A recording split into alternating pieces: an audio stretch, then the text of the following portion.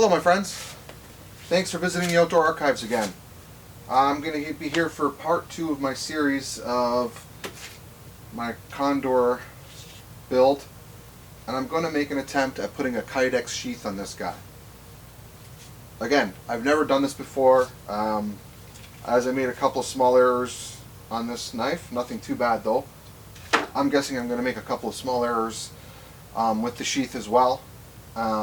But I can try it anyway. So my plan is to use some Kydex, pick up this stuff relatively cheap. Kydex is like it's a thermoplastic, so when you heat it, it actually becomes really malleable and you can form it to sheaths and things like that. So I'm going to try with a heat gun and see if I can heat it up enough. Otherwise, I think I've got a toaster oven that I can use. So sit back and I'm going to have at it. Nice day for a barbecue, isn't it? On the menu today, Kydex. Just kidding. Seems that the heat gun was going to take quite a long time, so I want to throw it on top of the barbecue here. I'm trying to use this piece of steel, just, you know, hoping that it will turn the heat off here. Turn the heat off in the middle. I have heat on both sides. Let's try that.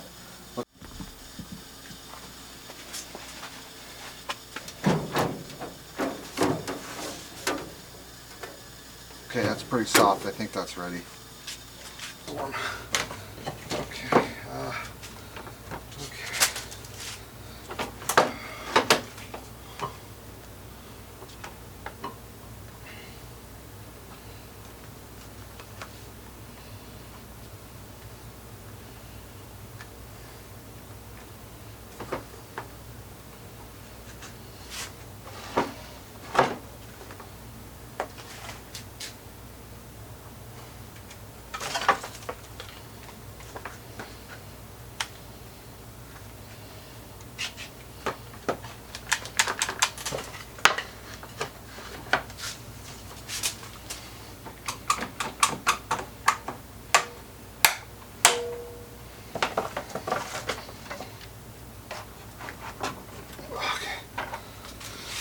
Well, I really hope that works.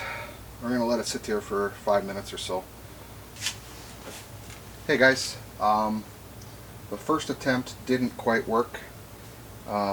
It took the general shape of the knife, but I waited for about 4 or 5 minutes and took it off, and it was still pretty loose, and you can see a really general outline of the knife, but not quite enough. So I've heated up with the heat gun, and I've put it on here for a few more minutes, and I guess we're going to see.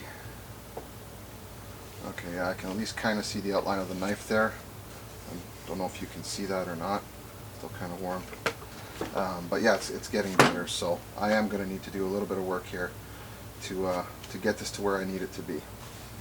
Well guys, after fussing with it for a bit, I seem to have the outline pretty much there, and looks like it'll hold in there. That's a good sign. Looks like there'll be some pretty good retention, so I'm gonna move on to the next step, I think.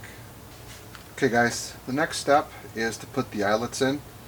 An eyelet looks something like that, and what I've done is I've actually marked with a Sharpie where I want them to go, and they're about 1.5 inches apart.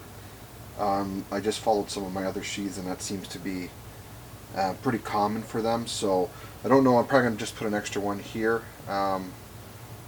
for aesthetics more than anything, but we're going to drill some holes and try it out. So I've drilled the first hole here for the eyelet. I'm just going to do this one first because I want to make sure that everything fits properly, and unfortunately I've got only my hand drill to do this. My drill press is not working right now, so I have to, oh, it looks like, oh nice, perfect. Okay, so that's giving you an idea of what it's going to look like. So I believe, and this is the first time I've ever done it, so I don't know how this is going to work, but there's a little tap. That's gonna hopefully roll this guy out nice.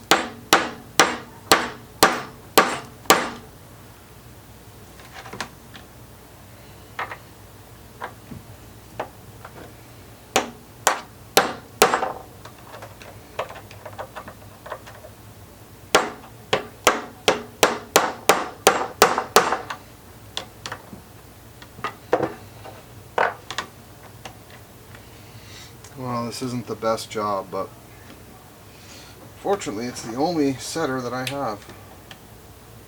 Okay guys, well, that's it. I'm not crazy about the way it came out, but you know what, it's so far a basic functional sheath, and you know, for my first time I guess this is to be expected. I've finished putting the eyelets in, and the last two actually look pretty good. It's these ones I really messed up, but you know, I've learned, I've got a technique. I don't know if you can see in here where these screws are. You can actually fit the press bits into there, and it works reasonably well. At least it works 10 times better than the other method. But anyway, now this thing is super tight. Problem is it's too tight. When I take it out, I can't get it back in without really messing with it. So I'm going to heat this up a little bit more, see if I can loosen that up. So I had to work on the edges here a little bit. I flared them out a bit, and you can see it's still tight. A tiny bit of a rattle now, but I had to do that, otherwise I couldn't get this in. But you still put it in, it's still nice and tight, and you get a click. So that's good.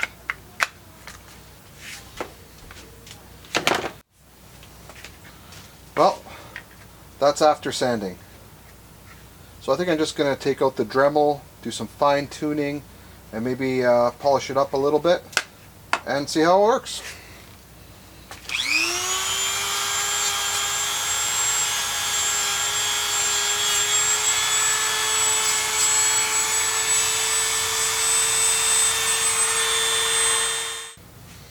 Well, my friend, looks like we've come to the end of another project. It was about 3 hours of work, but that includes all the camera work for you.